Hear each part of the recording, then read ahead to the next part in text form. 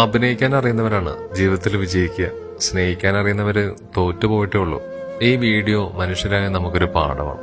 ഈ 3 പക്ഷികളെ മനുഷ്യരോട് നമുക്കൊന്ന് തുല്യരാക്കി നോക്കാം. ആദ്യം ഒരാൾ വന്നു. അദ്ദേഹം ചുറ്റിനും ഒന്ന് നോക്കിപ്പോയി. ശ്വാസം കിട്ടാതെ പിടയുന്ന അതിന്റെ വേദന ഇയാൾക്കറിയുമോ ആവോ. രണ്ടാമതൊരു മനുഷ്യൻ വന്നു. സഹായിക്കണമെന്നുണ്ട്, എന്നാലും ഒന്ന് തലോടിപ്പോയി. മൂന്നാമതൊരു കൊക്കു മനുഷ്യൻ വന്നു. അദ്ദേഹമാണ് നമ്മുടെ ഇന്നത്തെ താരം. സ്നേഹിക്കാനും സഹായിക്കാനും ഒരു മനസ്സുണ്ടെങ്കിൽ നമുക്ക് ആരെയും രക്ഷപ്പെടുത്താം. നമ്മുടെ മനോഹരമായ ജീവിതത്തിൽ നമുക്ക് എന്തെങ്കിലും സഹായിക്കാൻ പറ്റുമോ എന്നുള്ള കാര്യത്തിലാണ് നമ്മൾ നോക്കേണ്ടത്. അല്ലാതെ വെറുതെ നമ്മൾ ഒരുപാട് ജീവിച്ചിട്ടൊന്നും ഒരു കഥയില്ല.